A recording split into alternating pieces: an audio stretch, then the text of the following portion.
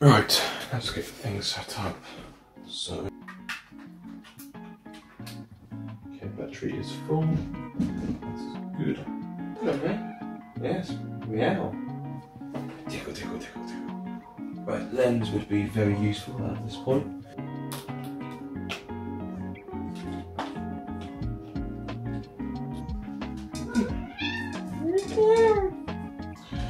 That camera's fine. That camera's fine.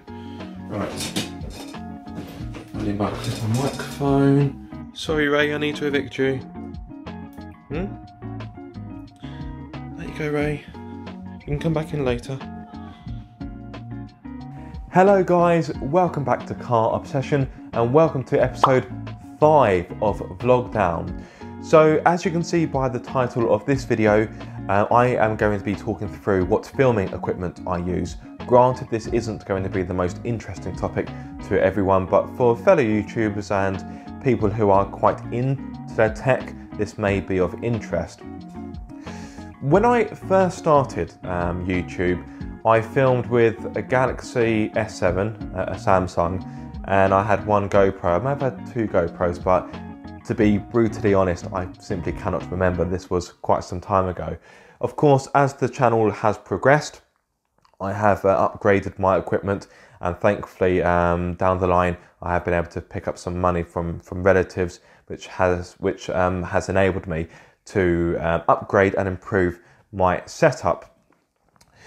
I do use quite a lot of kit, so I will try not to go on for too long, and there may be some bits of equipment I gloss over, purely because I don't want this video to be too long, as I think this may be a bit of a difficult one to keep you guys engaged. So with that in mind, let's dive straight in, and let's talk about my main cameras, the two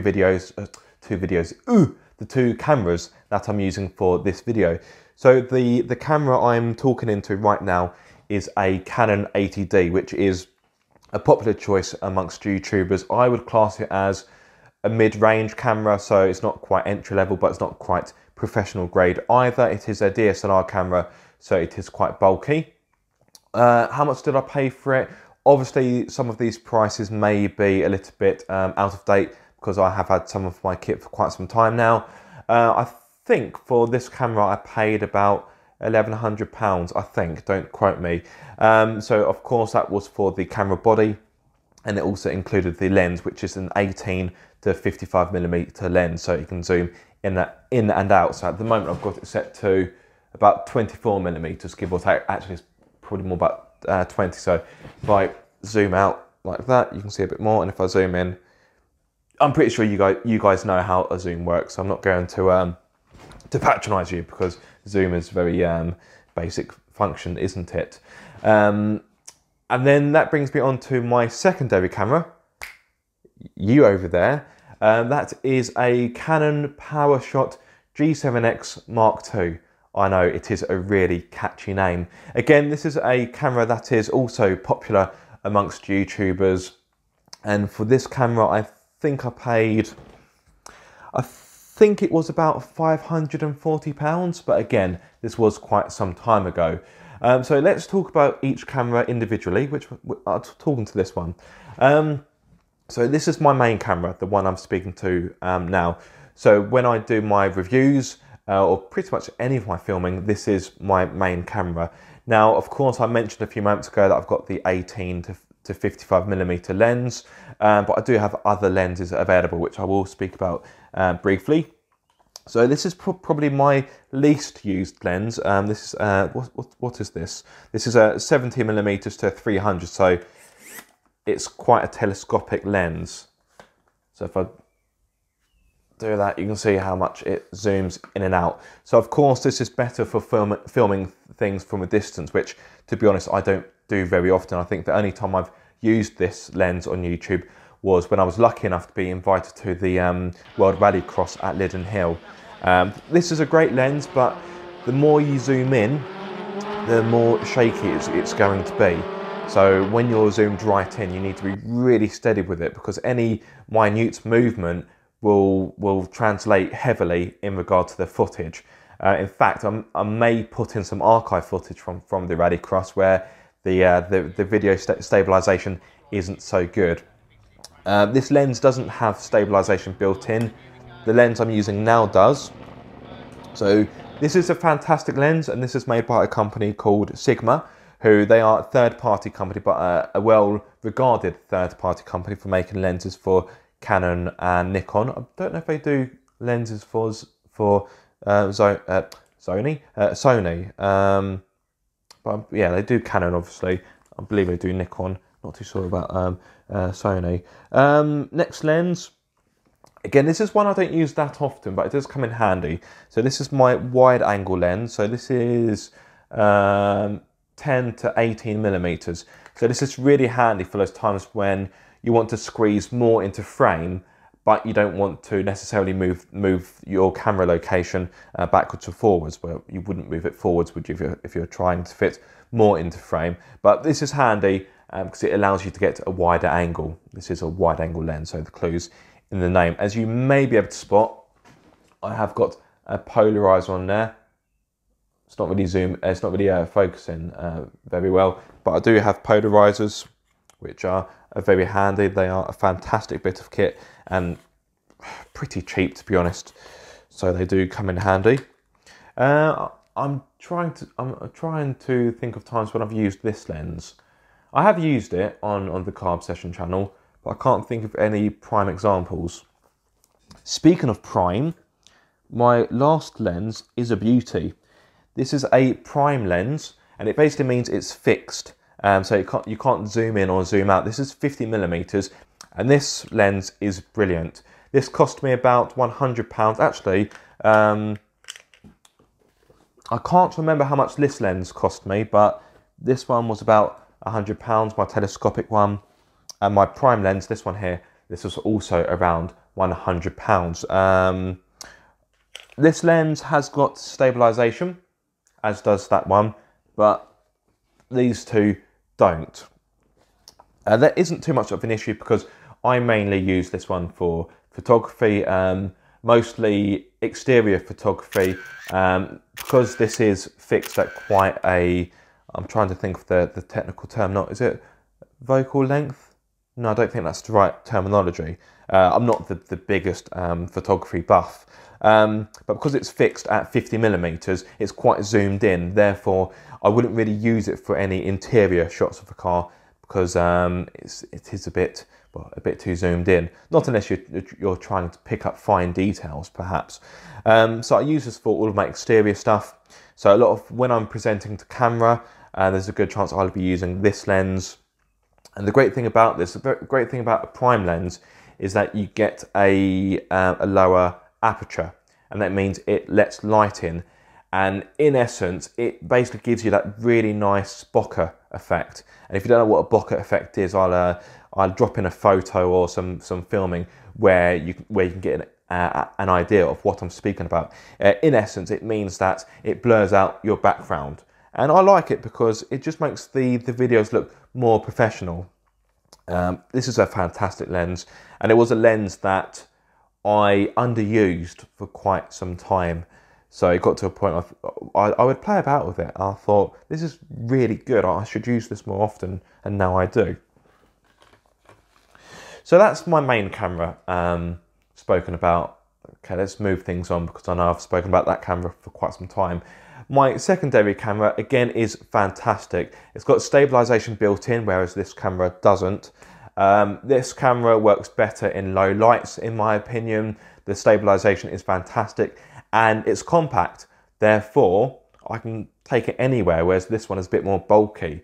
The reason why I don't use this as my main camera is because there's no ports in which you can plug in an external mic, whereas on this camera I can. I've got my Rode mic, Video Mic Pro strapped to the top of it right now. But in some ways I do actually prefer this camera. Like I say, it's better in low light situations. It's got stabilization, it's more compact. And for a vlogging perspective, it is better. I don't do a lot of vlogs. And obviously the majority of vlogs I do are normally are normally here, like I've been doing for the Vlogdown series, or they're in car. which I would normally use my GoPros for. Actually, that's quite a nice segue. So let's move on to my GoPros, of which I have 4. They are in my bag here. In fact, let me show you my bag. So this is kind of my main filming bag. There's a lot in here. I'm not going to go through everything because I just haven't got the time to do so. But let me get my... Well, I've got the time, but I don't think you guys would be that engaged. So let's start with the Hero4 Silver. It is actually looking a little bit battle scarred. I would show you, but I don't think the scuffs would really show up on camera.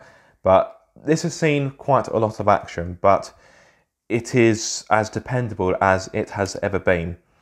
So that's my Hero4 Silver. This is an old GoPro now, so if you wanted to pick one up used, I'm sure you could do that for pretty reasonable money. I think this can film it in 4K. In case you're wondering, I don't film any of my videos in 4K purely because I feel at this moment in time on YouTube for my channel, I don't think 4K is really worth the extra effort. With 4K, the files are a lot bigger and it takes a lot longer to import them into my editing software. I use Final Cut Pro. That is £300. That may seem expensive, but that is a one-off payment and I would thoroughly recommend it. You can get editors such as Adobe Premiere Pro. I did try to use that, but the learning curve is really steep, whereas with Final Cut Pro, I find it more intuitive and easier to pick up. Also with Premiere Pro, you can't just pay for it. You have to keep paying for a subscription monthly. Granted, it gives you other Adobe products, but anyway, that's by the by. So can you film 4K on this? I think you can, but setup. A few minutes later. Sorry about that. It took me quite some time to get to the menu I wanted to get to, so it's been a while since I've had a proper play about with this. So this can film 4K, but only 15 frames per second, so that's quite a low frame rate. But like I say, I film everything in HD. I film at 1080p. I don't really feel the need to film at 4K at this moment in time. So that's my Hero4 Silver. Then move on to my Hero 5. There we go. As you can see, this has a more modern, slick design to it. And the great thing about the Hero 5 is that its body is waterproof as it is. Sorry, get the autofocus. That's more like it. So with the Hero 4, it's not waterproof out of the box. You have to put it into its own waterproof casing. Which is great, but it does really affect the audio. It just sounds muffled, as I've spoken about in previous videos. Whereas the Hero 5, and I'm pretty sure every GoPro Hero onwards from the 5 is waterproof out the box. So if I wanted to drop this in water, I could do that without having to put any external casing on, which is very good. This can, of course, film in 4K. I think this goes up to 30 frames per second. So let's have a quick look. Resolution. 2,000 years later. So this is saying it can do 4K at 60 frames a second, which is higher than I thought. That's pretty good actually. But I think with the newer GoPros, I'm pretty sure you can film 4K at a higher frame rate. And one of the advantages of filming at a higher frame rate is if you want to slow something down, you could do so. For example, this films up to 60 frames per second at HD. So if I want to slow things down, I can do so, and the slow motion effect will be relatively slick. The higher the frame rate, the slicker the slow motion will be. Conversely, this camera here, it films 50 frames per second, which is a bit of a funny frame rate, and you can't really slow it down that much. You can, but only if your actual footage, you've tried to slow things down yourself, if that makes sense. And then the other frame rate for this camera is 25. 25 frame rates a second. You can't make that slow motion. It would look choppy and awful. So that's one of the advantages of a higher frame rate. If you need to slow it down, you could do so. The advantage of 4K is, of course, you get more detail. And with 4K, if you wanted to zoom in on that image, you're not going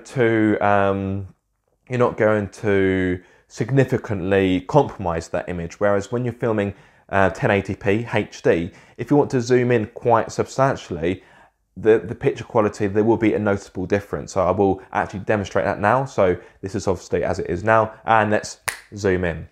As you can probably see, the picture quality isn't quite as good. It's probably a bit grainy, and it simply isn't as sharp. So that's why it's better to film in 4K. But for me, like I say, I don't think I'm at a point where I feel the need to film in 4K. Let's move things on.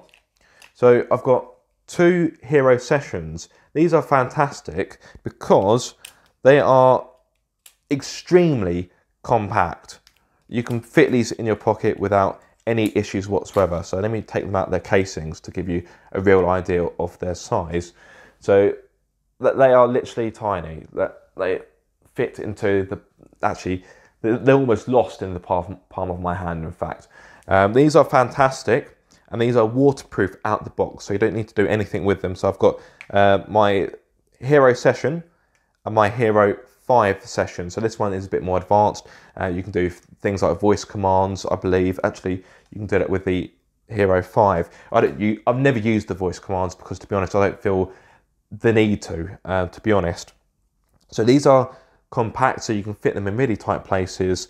They are waterproof out the box, which is fantastic. The only downside is that the battery is fixed. So whereas these GoPros here, my Hero 4 and my Hero 5, when the batteries go dead, I can flip out and take the batteries out, which is handy because my Hero 4, the batteries don't last that long anymore because it is an old GoPro with old batteries. I could probably do with getting some new batteries actually. Actually, let's turn that GoPro off.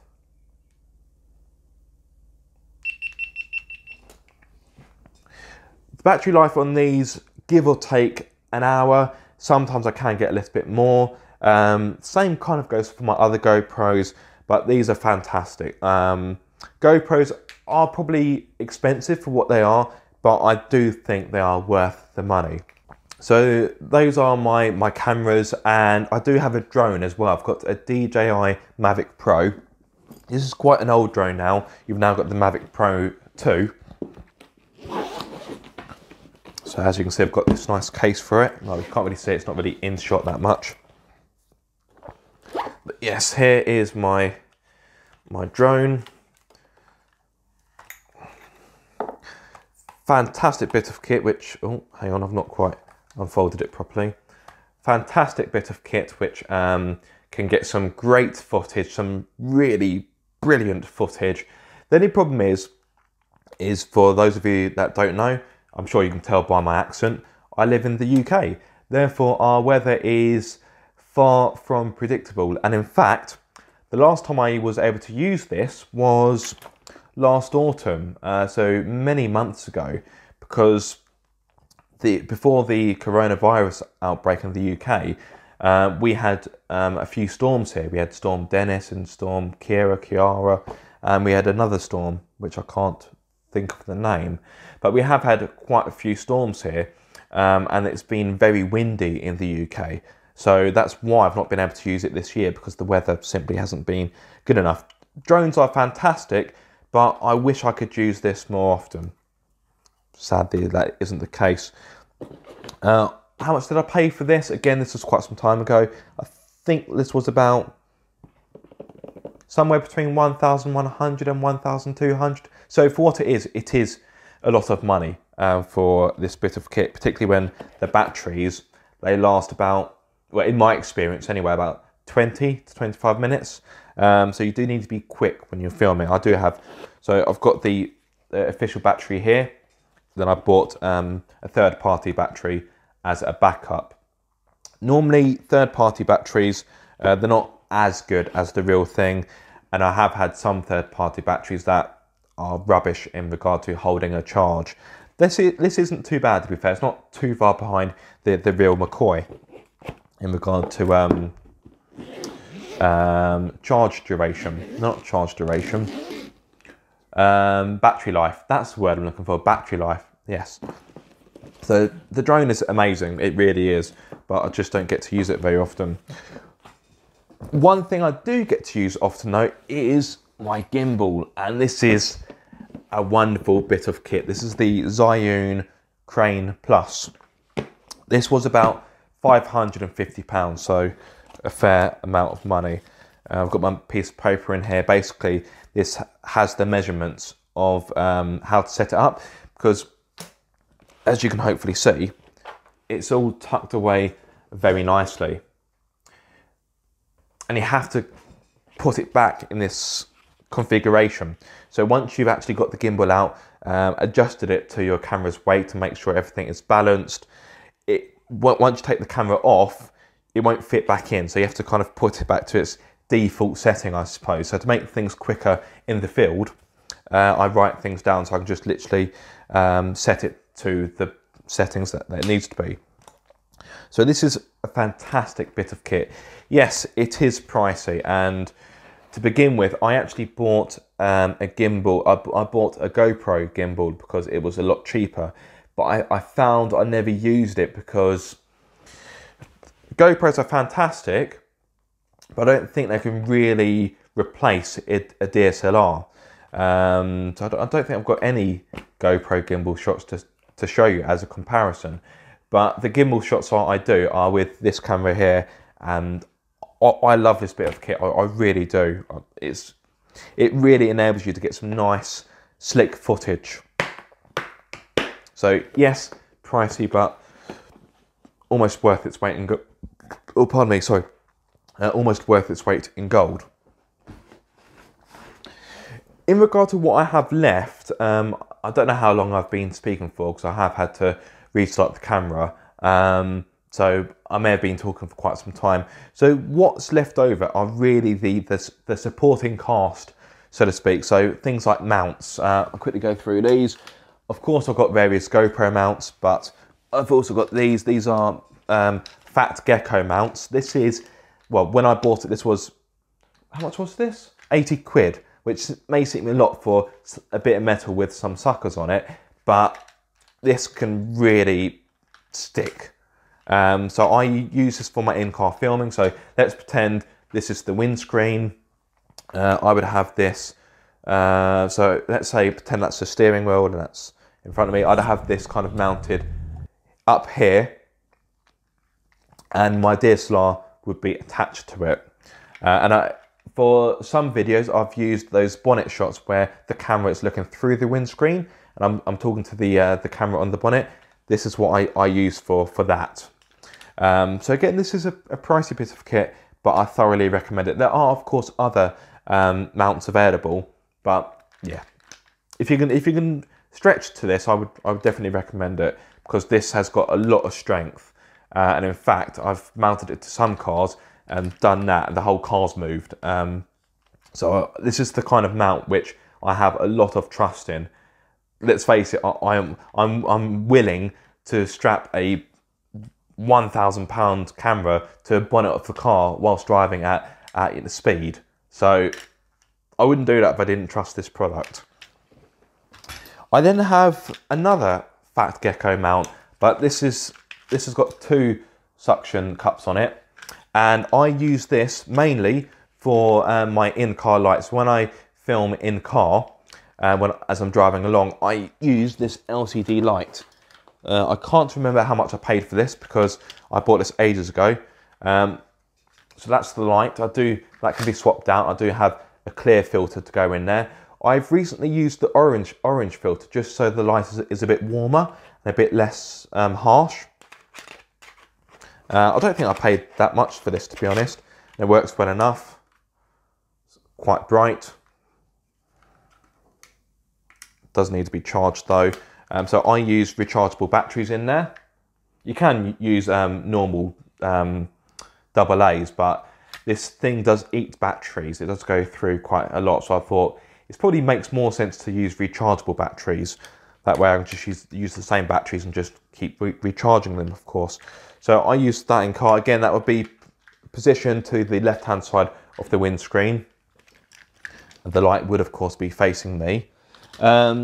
Just to quickly go back to my gimbal, I have these handles for the gimbal, so I can make a kind of rudimentary rig.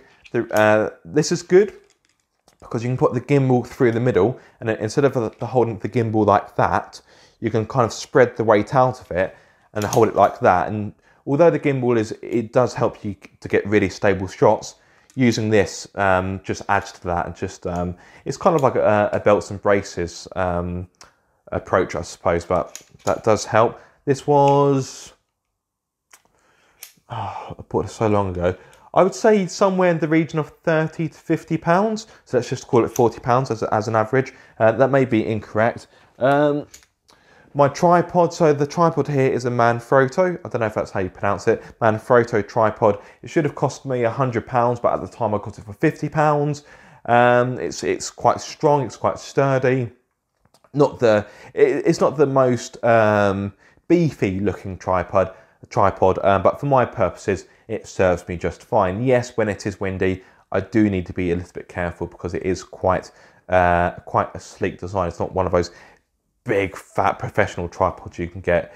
The tripod that I'm using for my little camera, that is a Joby GorillaPad 5K, and that is that's quite sturdy. It's quite a beefy piece of kit. I did used to have a 3K, but that broke, so I wrote to Joby, and Joby were really good. I said to them, look, this product is out of warranty, but it has broken. Would you mind replacing it, or at least giving me some kind of discount for a replacement? And with pretty much no quibbles, they sent through a 5K. I did say to them, oh, no. It's a 3K that needs replacing, because the 3K, as you can probably guess, is a lower model and therefore costs less money. But they went, oh, well, you've got the 5K now, so just keep it. I was like, okay, fine. I'm not going to argue with that. What else? I've got an extension pole for my gimbal, which at the time I thought I would need, but I've barely used it. And in fact, I could probably consider selling it, to be honest. I've used it only a handful of times. I used it when I drove the Seat Ibiza. I've used it for one or two other cars, which I can't remember. So in essence, it's just an extension pole for the gimbal. I've got a camera slider down here, which I'll quickly get out for you. And then I'll probably finish with my microphones. So I didn't want this video to go on for too long. It probably already has, so for that I do apologise. But to try and go through everything I have in a quick amount of time is quite difficult, especially for me. You know how much I like to waffle on and just talk rubbish for God knows how long. But anyway, so this is my camera slider. It's quite a long one. Hey, that's what she said. I don't know how long this is. I think this is, because there's a choice. I think this might be 80 centimeters. I think, what were the choices? 60, 80, 100, 120. Now, this might be the 100 one, you know. I'll have to drop it in as a subtitle. Also, if you are interested in purchasing any of the kit I have, I'll put the links for it. I bought the majority of my stuff off Amazon. There were some bits I bought from Curry's PC World, because at the time they just offered better deals, or they had stuff in stock which I couldn't find on Amazon. But I will put links in the description below, which I'm going to hate myself for, because there's going to be so many links that I'm going to have to try and find. But hopefully I'll be helping you guys out. So the camera slider is a fantastic bit of kit.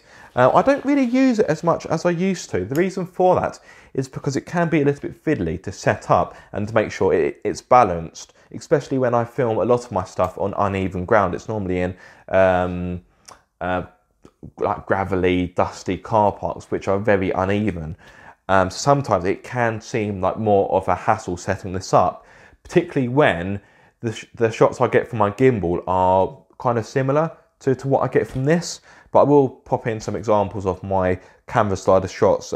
This is fantastic, and I should really use it more. But when you're a bit short on time when filming a car, you want to make your life as easy as possible, and sometimes this can take simply too long to set up. The brand, in case you're wondering, of this, so this is a Neewer. Neewer do quite a lot of reasonable filming equipment. I don't use them anymore because the customer service is shocking.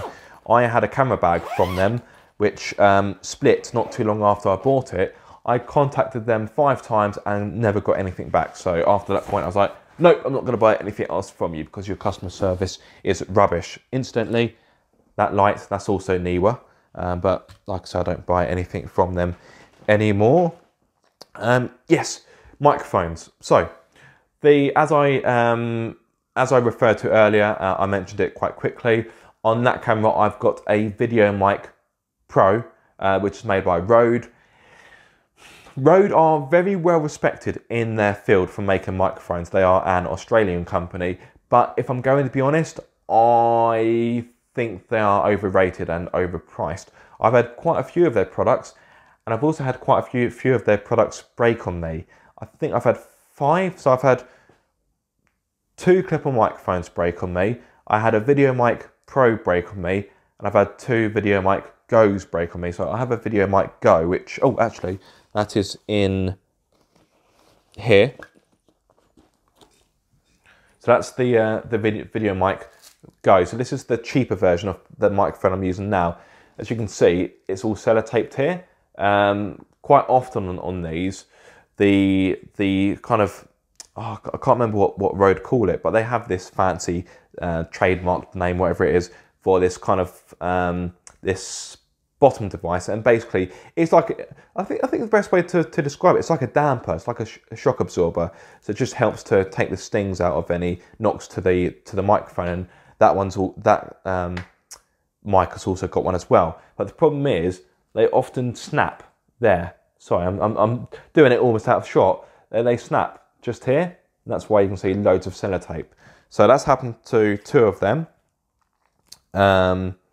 With these ones, these are literally plug and play. You don't have any settings, whereas on the Video Mic Pro, you can actually change the settings to, you can change the, you can either add on 20 decibels or take away 10 decibels, and they're a bit more flexible in regard to what you can do with them, and they are a bit more professional.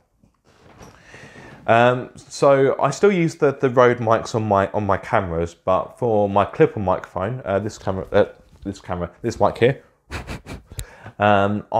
this is actually made by a company called Panda. The Rode clip-on microphone is around £50–55, which I think is ludicrous for a bit of wire and a bit of microphone on the top. I think I've had 3 of those. 2 broke. I think I lost the other one. So it got to a point where I thought, I'm not going to keep paying £50 or £55 to replace them. Although, to be fair, the ones that broke, they were replaced by Rode. Don't get me wrong, Rode have got very good customer services, and when I do have to send something off, it comes back to me very quickly. But at the same time, it is an inconvenience having to keep sending your equipment off because it keeps breaking. So I use Panda clip-on microphone. This is about £25, so it is half the price. And better still, you actually get accessories that come with it. So you get adapters, and you get dead cats as well. If you're wondering what a dead cat is, it's not someone's beloved pet that's been murdered. No, it's these fluffy things. So when you're out in the field and it's windy, basically they're fluffy mic covers. So that's what a dead cat is, but you get little ones that go onto your clip-on microphone. In fact, oh, I have one here actually. So that's what a dead cat looks like for a clip-on microphone. So it literally just slips on like so, and if you're out and it's windy, it shouldn't compromise your sound quality too much. Thankfully, it's not something I really need to use very often. In fact, I've never used a dead cat for the clip-on microphone. And that's it really. Just one more thing I want to speak about before I go. That is my head mount. Now, some of you have been enjoying my point of view shots recently, but but there is a bit of an issue, and that's my height. I'm 6'2", and this is my head mount. It works very easily, and the GoPro would sit here. The problem with this is because this isn't at my eye level. So if the GoPro's here, it's pretty much at the top of my head. Therefore, when I'm sat in a car, it's difficult for me to get the right angle, because you'll end up seeing some roof lining, or a lot of roof lining, or the sun visor. So I'm going to look at how I can improve my point of view angle for you guys. It is tricky. When I'm 6'2", yeah, as you can tell, if that's strapped to my head, that's 6'2" as well. In fact, yeah, and it's above my eye level.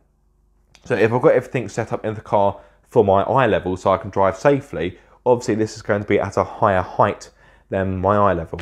But I know, seen through glass, he's about the same height as me.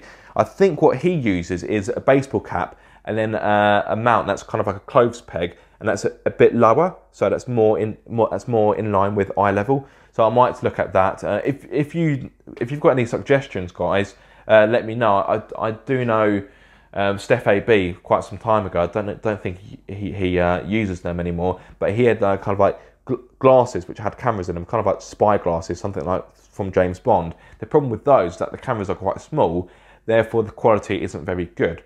So it's finding the right balance between getting the shots right, but getting the right kind of image quality. But that is something I will look to change, because I know that angles aren't the greatest and you can't see everything. But that's just because I'm tall. Sorry, you have to blame my parents for that. I can't help being tall. Right, I think that really is time for me to wrap up. I've been speaking for quite some time. I do apologise if this video has been long, because, but like I said earlier, it's difficult to talk through everything I have, and in fact there are bits I've missed off, but they're the things that aren't really that significant, like mounts and GoPro fittings, and the kind of smaller bits which aren't quite as, well, I was going to say not quite as important, but not quite as interesting. But yeah, thank you for watching this video. If you have any questions, or if there's anything you'd like to know more about, please drop a question in the comment section below. I know we'll answer them to the best of my ability. But yeah, thank you so much for watching. If you have any topics you'd like to speak about whilst I'm doing Vlogdown, please do get in touch. But apart from that, if you have enjoyed the video or found it useful, please be sure to like, subscribe, and to click the bell so you get notified every time I make a video. But until the next time, guys, be sure to keep up the car obsession.